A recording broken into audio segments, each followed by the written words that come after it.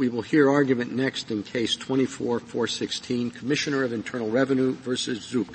Ms. Ross? Mr. Chief Justice, and may it please the Court. Section 6330 of the Internal Revenue Code is all about levies, using the word levy nearly 30 times. The statute provides a levy-specific exception to the general rule that taxpayers must pay their taxes first and dispute them later in a refund suit.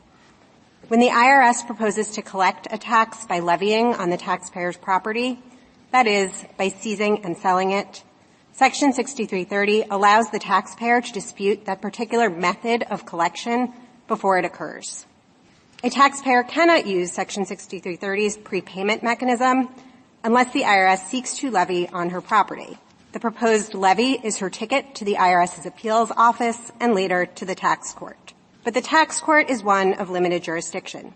Under Section 6330, Congress has given the court only the power to review the appeals office's, quote, determination, end quote, whether a levy may proceed. Whereas here, the IRS no longer has a basis to enforce its proposed levy, the tax court lacks jurisdiction, just as it would lack jurisdiction if the IRS had never proposed a levy at all. Respondent contends that even after the levy has dropped out of the case, the tax court may continue to consider arguments about the taxpayer's unpaid tax or underlying tax liability. But in this case, the IRS cannot levy on the taxpayer's property because she has already paid. So there is no unpaid tax or underlying tax liability. And more generally, the statute instructs the appeals office to consider those subsidiary issues only in service of making the ultimate determination whether a levy may proceed. They are not the determination itself, and nothing in the statute suggests those subsidiary questions are independent bases for tax court jurisdiction. Indeed, even if the tax court agreed with Respondent on those issues, it could afford her no relief in the absence of a threatened levy. The tax court therefore lacks jurisdiction, although Respondent may pursue challenges to the taxes she has paid in a post-refund suit, just like any other taxpayer subject to the general rule. Should we look at this case as statutory jurisdiction as opposed to mootness? So, Justice Thomas, I think you can look at this case in a variety of ways, but they sort of all get you to the same place. I think you can think about it sort of as statutory mootness. The statute requires something that's no longer present. It requires that the parties be fighting over a levy. As I mentioned earlier this morning, the entire statute is about levies, and I think we know this not only because the statute talks about levies 29 or 30 times, but also because there's no relief that can be given at this point to the taxpayer when there's no longer a levy proposed. Well, the taxpayer says that it still wants to litigate the underlying liability. But why wouldn't the tax court or have jurisdiction since at the beginning of the litigation there was a levy in place? So I think, Your Honor, the tax court wouldn't have jurisdiction when there's no longer a levy because, again, the jurisdiction is very much tied to the levy. So the question here is whether the determination that the appeals office has made, which is whether the levy can go forward, that's the language of D1. The question here is whether the Respondent can continue litigating questions that are subsidiary to that ultimate determination. I think my point is, why is that so? At the beginning of the litigation, there was a levy involved. Why does it have to extend throughout the litigation that's already in court? Sure, Your Honor. So two answers to that question. One, by analogy to this Court's recent decision in Royal Canin, I think there are some things that happen during the course of a litigation that so fundamentally alter the litigation that statutory jurisdiction is ousted. So in that case, it was a question about federal question jurisdiction and supplemental jurisdiction. The Court was exercising supplemental jurisdiction over state law claims in addition to Section 1331 jurisdiction, and this Court said that when the federal claims fell out, there was no more Section 1367 supplemental jurisdiction because the federal claims were the anchor. Similarly here, I think it's impossible to read this statute all the way through and not come away with the sense that the levy is the anchor to federal court, to tax court jurisdiction here. But if I could discuss the statutory provisions specifically, because I think they also really show this point, the whole question here, or a piece of the question here at least, is about this meaning of determination on page 5A, section D1 of the statute. And I think everyone agrees that the determination is sort of your source of tax court jurisdiction. And what my friend suggests is that anything that goes into that determination is sort of independently appealable, even in the absence of a levy. But I think we know that's not true, because if you just step back one page in the appendix, so this is on page 4A of the gray brief, and we're looking at C3, this tells us the basis for the determination. It says the determination by an appeals officer under this subsection shall take into consideration, and then it provides a few different things. The one that Respondent is focused on is B, the issues raised under paragraph 2. So we know whatever those issues are, they're not the determination itself. They are inputs to the determination. And so therefore they're not an independent basis for tax court jurisdiction. And if you flip back a page further to page 3A of our appendix, you see I hate to interrupt because it's a good explanation, but I just want to make sure I track you. You agree that the tax court's jurisdiction hinges on a determination. So I agree that the determination is necessary. I think we have additional arguments about what remedy the tax court could provide at this point, but I agree that the determination is necessary. We can get to remedy later. Well, I'm sure we'll get there. But the determination. And there was a determination here by the appeals office. Yes, there was a determination that the IRS's threatened levy could go forward. And has that been withdrawn? There is no basis for there to be a levy in this case at this point. That wasn't my question. It was a good answer, but it wasn't my question. Has the determination been withdrawn? So I think it's important. So I think the answer to your question, just to give it, is not exactly, but there's a reason why that is, and that's because How about no? we're talking about an appeals office here, which is this isn't a district court decision that, I'm you well would aware need to of be that. vacated or something like that. This is an appeals officer. It's an extremely informal determination, and so this person may not be a lawyer. The IRS is generally not represented before the appeals office, so the determination lacks any practical significance. The government didn't ask the appeals office to withdraw its determination at any point, right? I'm not aware of that being in the record, but again, I don't think that would normally happen because we've just said that it's moot. The IRS has no lawful basis to proceed with a levy at this point. Well, you say it's moot, but you say don't do mootness in that footnote, because it's not in Article 3. We're in the executive branch over here, right? And Article 3 mootness principles don't apply, and you encourage us not to decide that issue in that footnote of yours. Good footnote. So I think so it's about statutory jurisdiction, your argument, and that hinges, at least at the front end, on a determination, and to this day, there's still a determination. So there's a determination that has no practical effect in the world. There is no way for the IRS to proceed with a levy. I do appreciate that answer. Yeah. Okay. Thank you. Sure. You were going to say something on 3A. Sure. Yeah, so 3B, I think, is the set of issues that are raised under paragraph 2. So then we have to flip back another page. And the issues that are raised under paragraph 2 that Respondent has focused on are the issues relevant, any relevant issue relating to the unpaid tax or the proposed levy. So in this case, there's no unpaid tax and there's no longer a proposed levy. And then under B, I hate to stop you there, but that's the dispute, is whether there's an unpaid tax. No, so just as a matter of fact, this tax has been fully paid. The IRS has Respondent's money in full for 2010. So there's therefore because of the way you credited it, but because the IRS exercised the authority that Congress gave it in Section 6402 to apply overpayments as a credit. But it seems a little circular, though. Is there an issue relating to an unpaid tax? One side says yes, the other side says no, and no because of what we did. Well, because we exercised authority, again, that Congress has given. And I think, I want to finish the answer on how the jurisdictional provisions play out, but I just want to point out that Congress could have decided to stay the offset authority during a Section 6330 proceeding, but it did not do that. That's undisputed in this case. And so I don't think there's any question here that the IRS, lawfully authorized that authority. That may be something they want to raise in their refund action, but I don't think it's before this Court at this point. So to go back to what we were talking about with respect to the unpaid tax, I think as a factual matter, there is no unpaid tax in this case. There is also no pending levy. And then she also would like to raise underlying liability questions. Underlying liability, right? Yeah.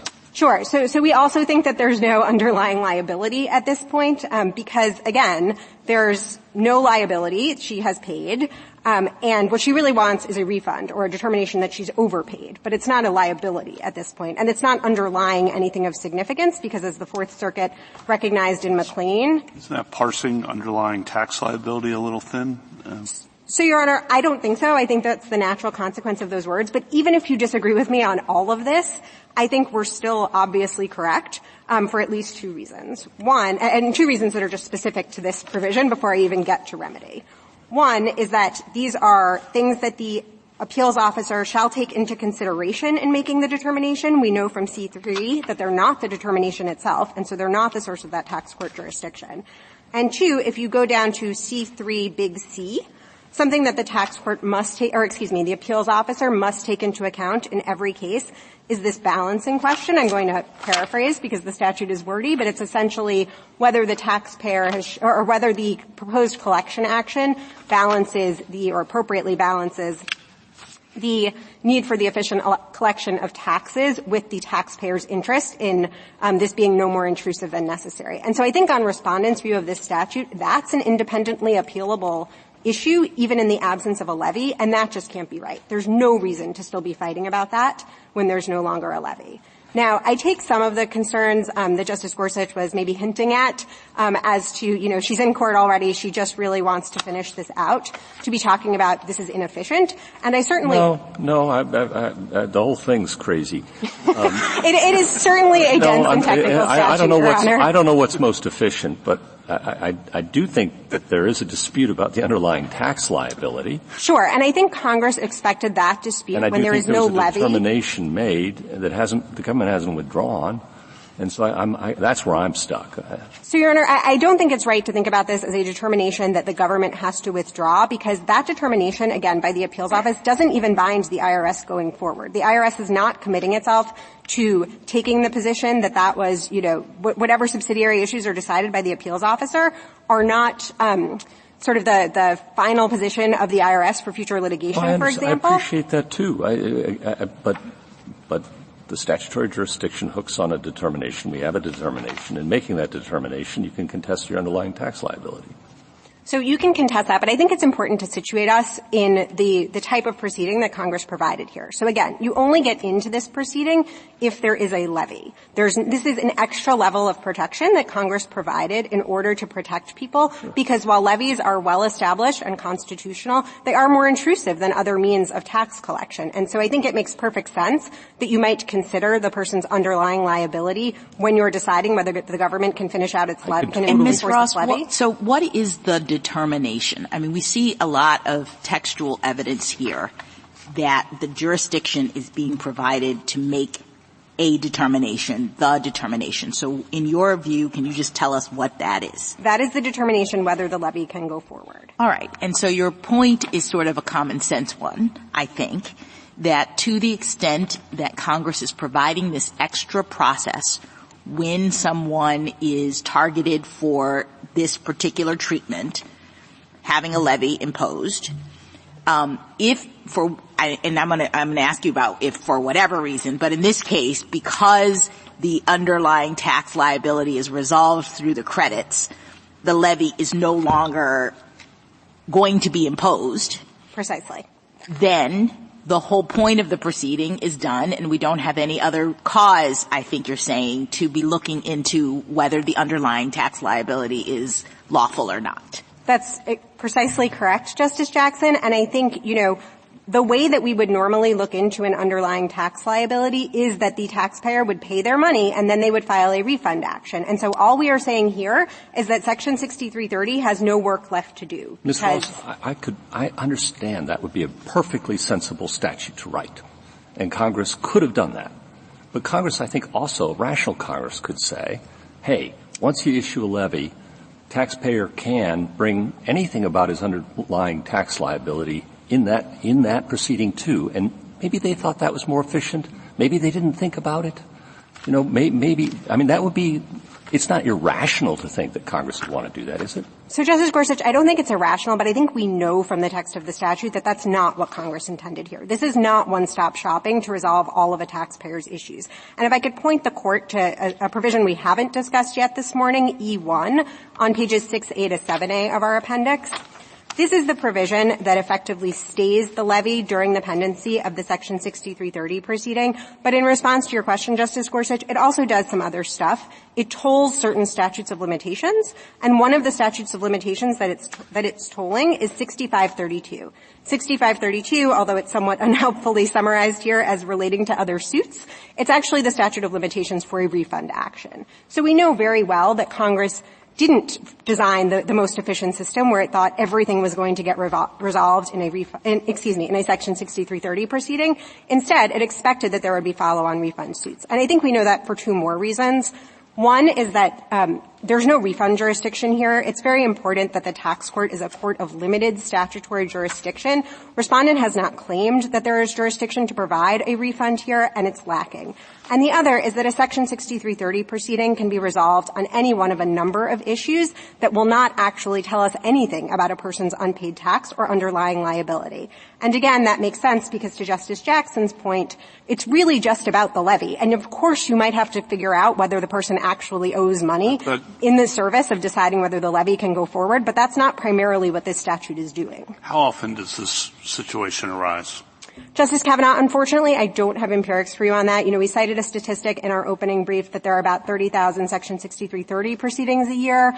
My sense, anecdotally, is that the number, in a year that might have a mootness question like this is in the tens. I would say probably less than 100, but I don't know for sure. What is usually at issue in these suits, if not the underlying tax liability? What are people fighting about? Sure. So, Justice Kagan, if you look at pages, again, 3A to 4A of our appendix, one of the things that you can do in a Section 6330 proceeding is bring up a spousal defense. Another one is offer a collection alternative. So you might say, yes, I owe this tax, or I'm not even going to fight with you at this point about whether I owe this tax, but I can pay it on an installment plan. Please don't take my car. And that, I think, to the point I was making to Justice Gorsuch earlier, makes a lot of sense when we're talking about this informal hearing that can often be by telephone, through an exchange of correspondence, where we're just trying to get the liability paid. So it's like, don't levy. I promise to pay this. Let's try to work out a schedule. Exactly. That's the idea. That's the idea. I think C3C, that big C that I was talking about earlier, this balancing test goes to that point as well, because that's something that the appeals officer has to consider in every case, whether the taxpayer raises it or not. It's just, does this make sense? Does it make sense to take this more drastic remedial measure in this case? And the statute of limitations provision that you talked about, does that ensure that in I was going to ask before you talked about that provision, like what happens to somebody like Ms. Zuch when, the months have rolled by, the years have rolled by. Is she always able to bring a refund suit? So, Justice Kagan, I think that will depend on whether she has brought an administrative claim for a refund, because generally, and, I'm going to speak in generalities because the tax law is obviously quite complicated, but generally a taxpayer must make an administrative refund claim before she can file a refund action. And so if you just report an overpayment on your tax return, that counts. So it's not necessarily a particularly high burden, but it would depend on whether the person had also done that, because that is not So if the person did nothing and then there was a levy action, but then for reasons such as this, the levy went away, then she'd be out of luck because she did nothing in the first place. Well, I think it would depend on what her tax return said. If she had sort of claimed an overpayment at that point or filed another. So it's a little hard to say if she did nothing, because presumably she's at least filed a tax return, and so I think I would need to know, I see. What happened there. But I think that whatever issue she would have there would have nothing to do with the Section 6330. It would be her own issue with respect to whether she had filed the administrative claim in the first place. Would it matter to you that the levy was resolved for other reasons? Here there's no need for a levy because the IRS continued to credit these tax payments, and so eventually there was no underlying liability. Does it matter to your argument the reason why the levy disappears? So I think you can imagine situations in which the IRS says, for some reason we're not proceeding with this levy right now, but we are not saying it's off the table. That might raise a different case. But I think in the main, when we're talking about a tax that's either been fully paid, as in this case, or abated is one of the ones that you see a lot of times in the case law, then the levy is just off the table. And so, no, I don't think the precise reason matters. If I could. I'm sorry. It does bother me, following up on Justice Kagan's question, of whether or not the IRS can sandbag somebody. She doesn't know that the offset's not being made until you move for a levy. She then challenges the levy because she says, I paid my tax, and the IRS says no, and that gets fully litigated in 6330, and 5, 10, whatever number of years it takes the IRS to decide it collected what it needed, it drops to 6330. You're now saying to me that because she didn't say something administratively, E doesn't toll her statute of limitation. No, Justice Sotomayor. I want to be clear about this. So all I'm saying is that E includes a tolling mechanism for the statute of limitations to bring your refund action. There is a different requirement that anyone, whether they faced a levy or not, would have to satisfy, and that so is. So does she satisfy that here by the fact that she sent you a letter saying, I'm owed this money, and you guys said no? So, Your Honor, my understanding is that consistent with the way that Respondent has pled their refund suit, which they've now filed in the District of New Jersey, they have satisfied that for most of the years in question. I think they would know better than I do if the underlying theory here is that you can answer that. I think in their brief they said about $20,000 is up in the air. Right, and my point is that just, as far as we can tell, has nothing to do with the Section 6330 proceeding. That is because those are the 2014 and 2015 tax years, and in the time required to do that as an administrative matter, they just haven't asked, or they haven't stated that they overpaid as to those years. And you're pointing to the statute of limitations provision to demonstrate that Congress also thought that prepayment had nothing to do, or seeking, challenging the underlying tax liability had nothing to do with this 630 action. So maybe we're saying the same thing, but the way that I'm thinking about it is that what we know from the tolling of the refund suit is that Congress knew that this 6330 proceeding wasn't going to resolve all issues. There might need to be. Oh, I'm sorry. Sorry, finish. There might well need to be refund actions. I would still really love at some point to talk about the remedial issue here, but Justice Sotomayor, please. Just one collateral estoppel question. Sure. Assume. You said we can't use that tax court determination as collateral estoppel in the lawsuit. Why? Why not? So, Justice Sotomayor, what I meant to say was that you can't use the appeals officer's determination because that just has sort of no legal effect going forward. What happens here is that the appeals officer decides whether the levy can go forward or whether there's an installment plan or something else that could forestall collection. All I meant to say was that there's no need to kind of vacate that appeals officer determination because once there's no reason, no lawful basis for the IRS to levy, they're not going to levy. There's sort of nothing else to be done here. We are done with the Section 6330 proceeding. If that's true, why sorry, please. Well, I was just going to say before your time runs out, what would you like to say about the remedial issue? I very much appreciate that, Justice Alito. So a few points. I think some of these have been covered, but, I think it's important to just situate ourselves in the tax court where the tax court needs to have specific statutory authority. It doesn't have the tax equivalent of Section 1331 jurisdiction. It has these specific proceedings, and it doesn't have general remedial authority. So there's no no refund authority has been specifically given to the tax court in this case. No overpayment authority. I think my friend agrees with those. The only statutory citation he's provided for a remedy in this case, if he's right that the tax court proceeding can go forward, is E1.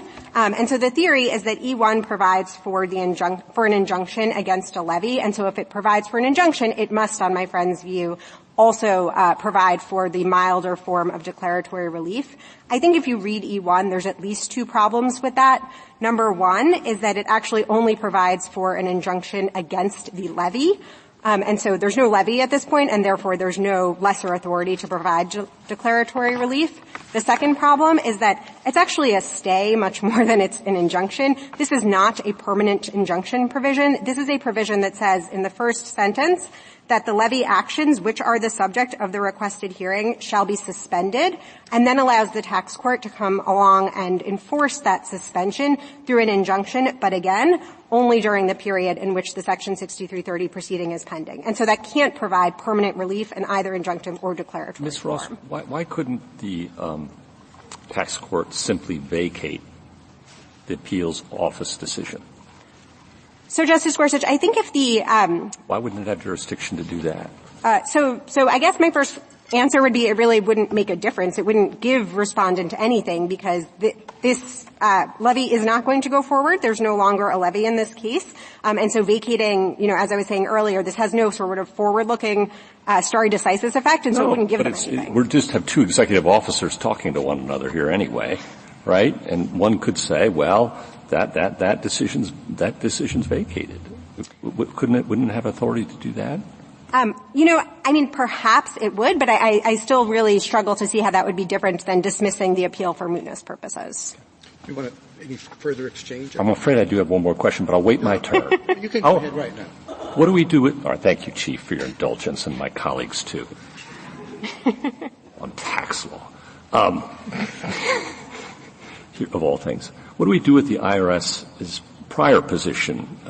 It's another footnote here, 36 of your the PET app, that suggested mootness motions should be filed if the tax liability has been fully paid and the taxpayer raises no other relevant issues. It seems like the government's changed its position with respect to what follows after and.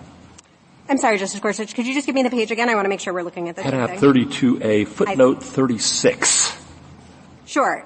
So I think I would have two answers for you on that. The first is sort of well in line with our colloquy so far this morning, is that IRS Chief Counsel notices are not binding, and so I think even if there was a change, that is sort of neither here nor there. I also believe that the change that was alleged here was, I think the second notice, which I'm not seeing as I look at it quickly, was sometime around 2005. This statute was passed in 1998, and so I think the fact that kind of the Chief Counsel was getting their head around how these things would work in practice at that period, 20 years ago, really doesn't say much about what the IRS's position should be at this point. Thank you. Thank you, Counsel. Justice Thomas? Justice Alito? Justice Sotomayor? Anything further? Justice Barrett? Justice Jackson? Thank you, Counsel. Mr. Dvoretzky? Mr. Chief Justice, and may it please the Court. The IRS can't evade the tax court's jurisdiction to review the appeals office's determination of a taxpayer's liability or unpaid tax simply by keeping the taxpayer's money through discretionary offsets. In Section 6330D, Congress gave the tax court jurisdiction to review not just the proposed levy, but also the taxpayer's challenge to her liability and unpaid tax. So if a taxpayer disputes the office's resolution of her liability and unpaid tax, Section 6330 review isn't moot just because the IRS stops pursuing a levy. To the contrary, if the taxpayer wins, she is entitled to and likely will receive money. Under D1, a taxpayer may petition the tax court for review of the appeals office's determination. The court has jurisdiction to review that determination, which paragraphs C2 and 3 make clear encompasses the issues that the taxpayer raises, including liability and unpaid tax. Moreover, paragraph D1, which is the key provision creating tax court jurisdiction, says nothing about needing a continuing levy for tax court jurisdiction. It requires only a determination. That makes sense. Congress sought to give taxpayers process and prevent unfair IRS collection practices, not to reward IRS gamesmanship and force taxpayers to challenge adverse appeals office determinations by starting over in district court. The tax court's review jurisdiction means that the case isn't moot. The jurisdiction to review the appeals office's determination under D1 comes with jurisdiction to rule, including reversing and ruling in the taxpayer's favor on liability and unpaid tax issues. If Zuch wins, the IRS will likely refund or credit her in a future tax year.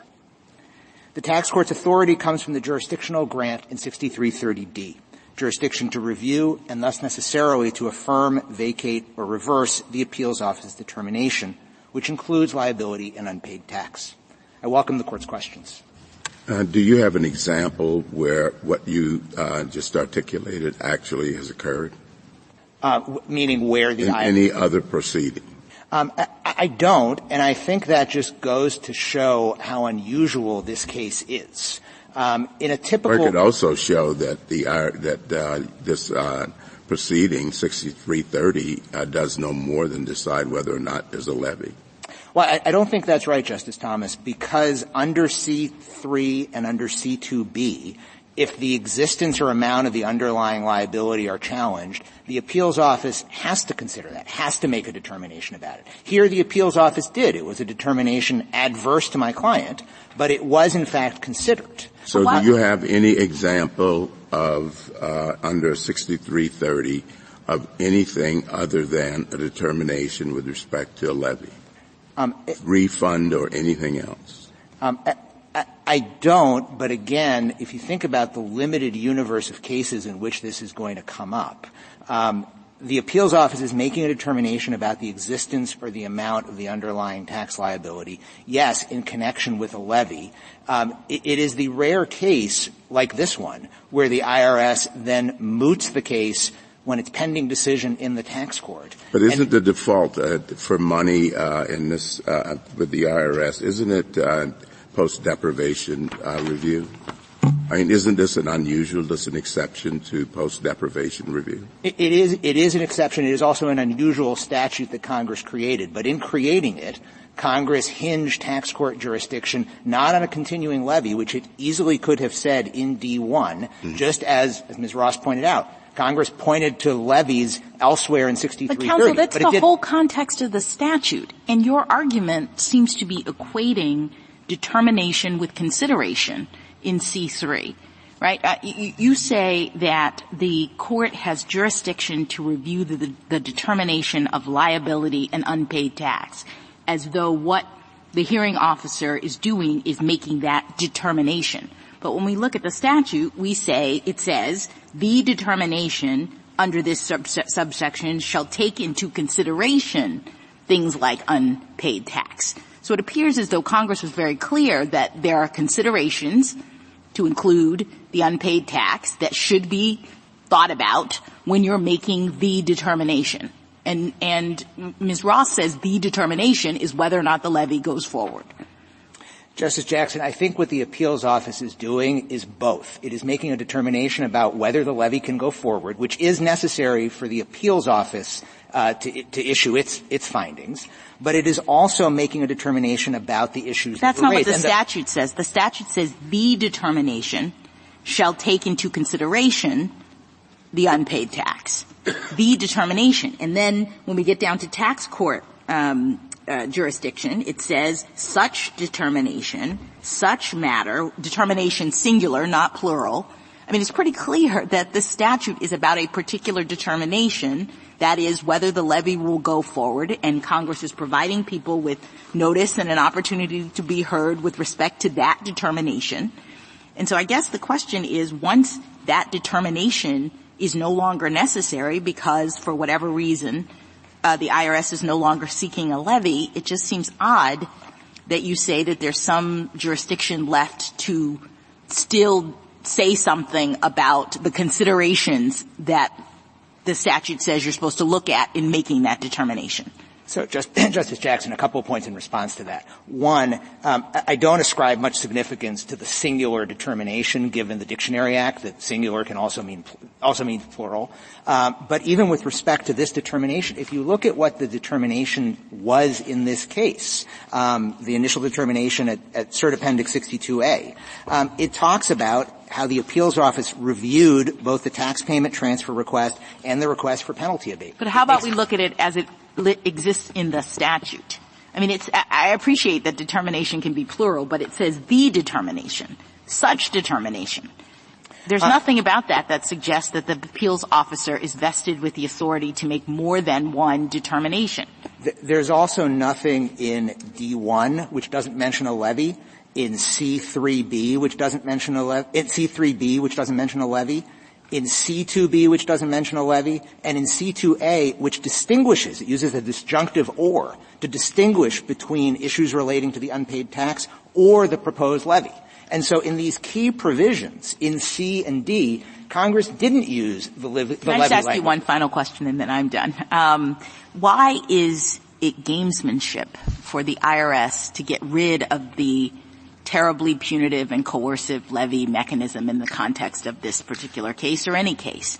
I mean, I understand you're saying, that's sort of gamesmanship, but really the only reason why people are getting notice and a hearing is because everybody recognizes that a levy is a really big deal. So when the agency says we're not going to do a levy anymore, it seems strange to me that that's considered like a bad thing. So the gamesmanship or the potential abuse comes from letting the IRS, on the one hand, begin this process with a levy, and then 10-plus years later, pull the rug out from under the taxpayer, force them to start again in a refund action, and potentially do so, again, using the government's sole discretion about whether to apply an offset, do so after they've lost a determination before the appeals office in order to moot out, on the government's view, the tax court appeal.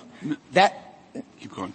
That's not what Congress contemplated in 6330 when it pegged tax court jurisdiction not to a continuing levy, which, again, it could have said. It obviously knew how to use the word levy throughout the statute, but it didn't in D1 when it just talked about the determination. Just want to make sure you've addressed 6532 relating to other suits in E1 that Ms. Ross raised. Yeah, so a couple of points on E1 and on that argument. One, the limitations argument that Ms. Ross made could easily cut in exactly the opposite direction. Congress could have thought that the reason it was staying the limitations period for a refund action was to avoid the need for taxpayers to file a protective and duplicative action because a Section 6330 action might resolve the liability and tax issues. There's no need to run to federal court at the same time that the 6330 proceeding is pending.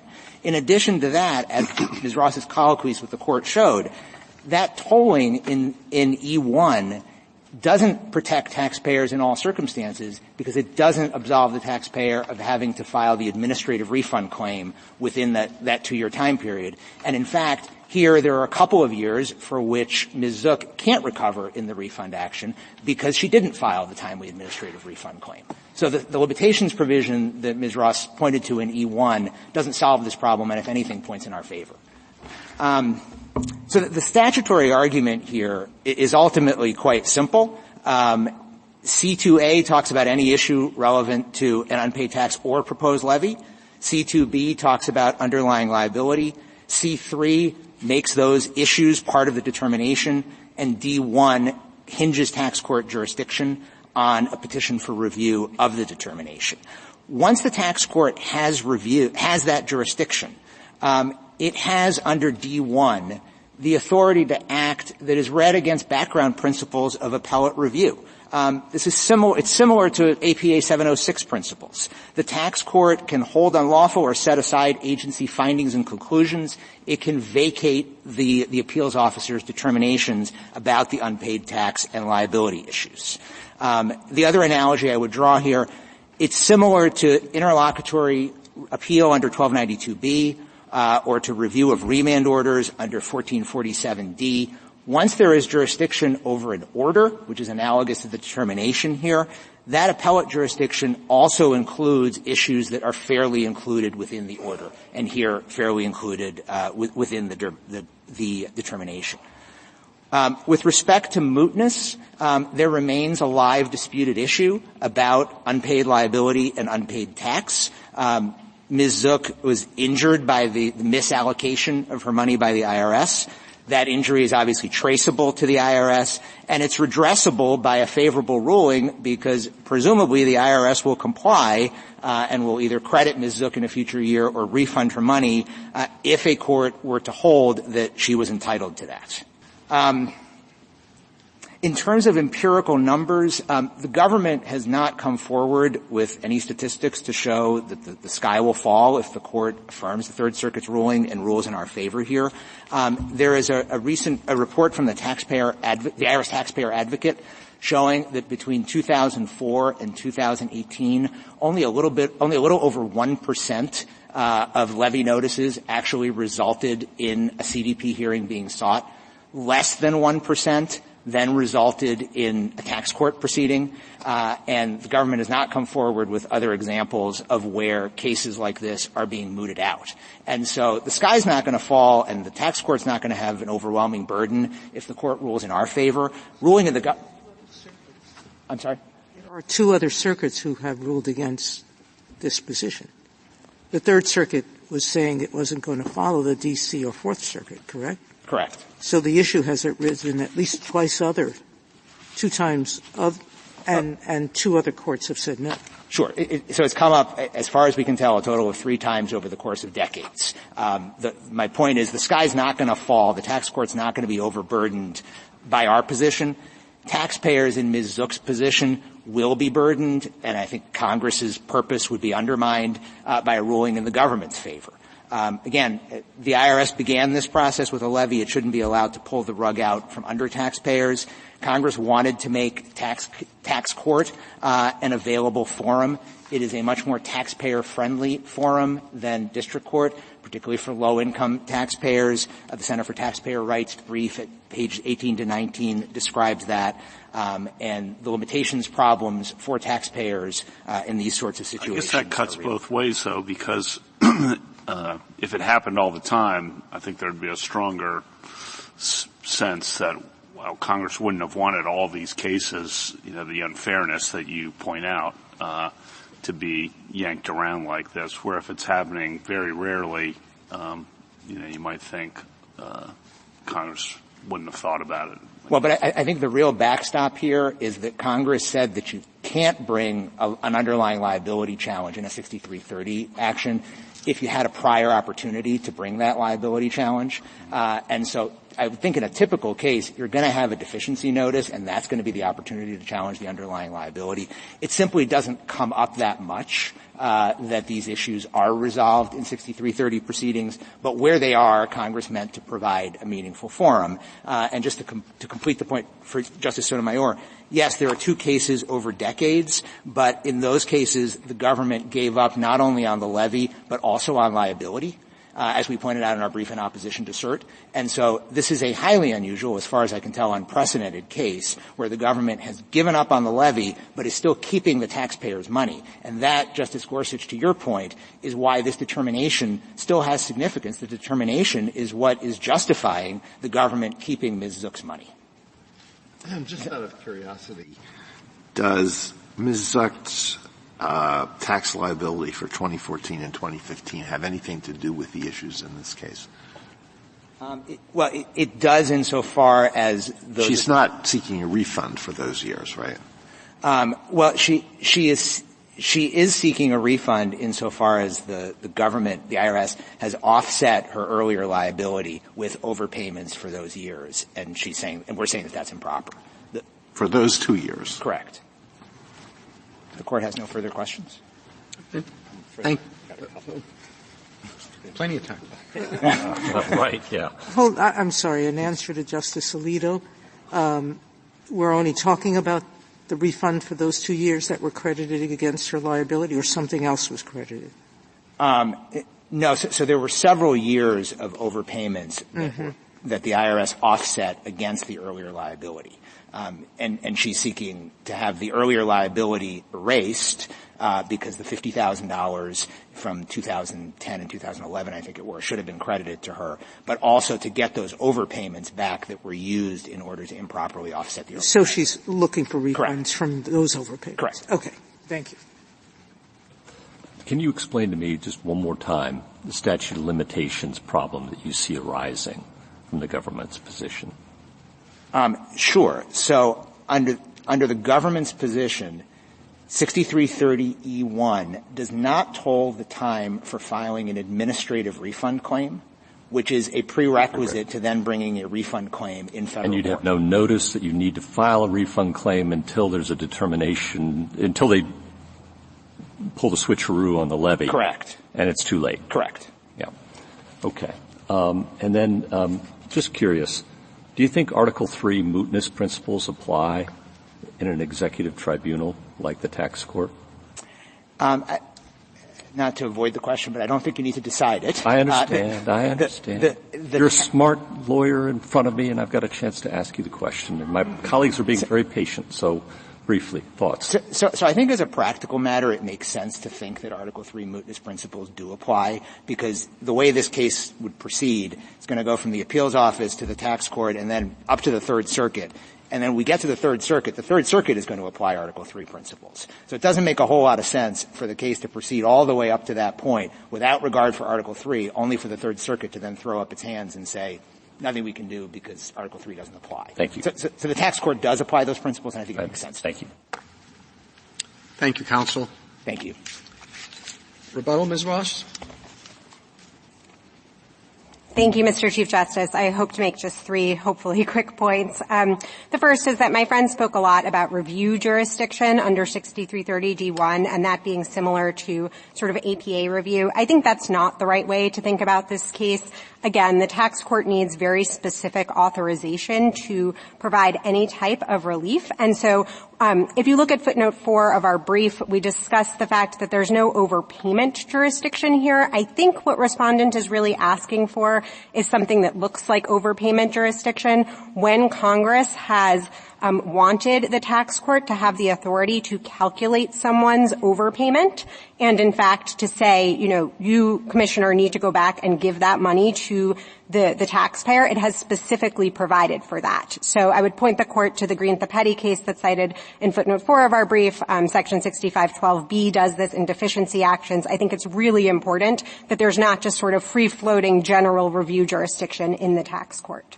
The second point I would make on gamesmanship, Justice Jackson, I think you're exactly right. I don't think it's correct to think about, in the D.C. Circuit's words in Wilson, the taxpayer getting exactly what she wanted when she came into the refund suit, meaning for the levy to go away. I don't think it's right for that to think about that as gamesmanship of any sort. I think here the IRS used the tools that Congress gave it to have this debt go away without having to finally carry out a levy on Respondent's property. I think this relates a little bit, Justice Gorsuch, to your question about Section 6532. I don't think it's correct to say that the taxpayer would not have been on notice that she needed to file an administrative refund claim unless and until the levy went away. She would always need to file that, again, because most taxpayers are never going to wind up in a levy proceeding, and so from the beginning, they are supposed to file an administrative refund claim if they think that they are due a refund. The third point, there was some suggestion that there are some provisions in the statute that don't speak specifically about levies.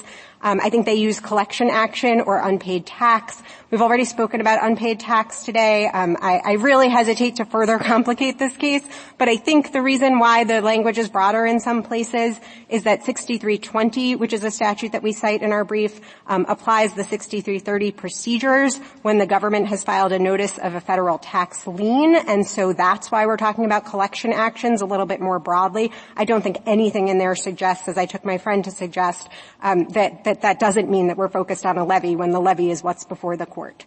To take a step back, Section 6330, I think, is dense. It's technical, as we've explored this morning.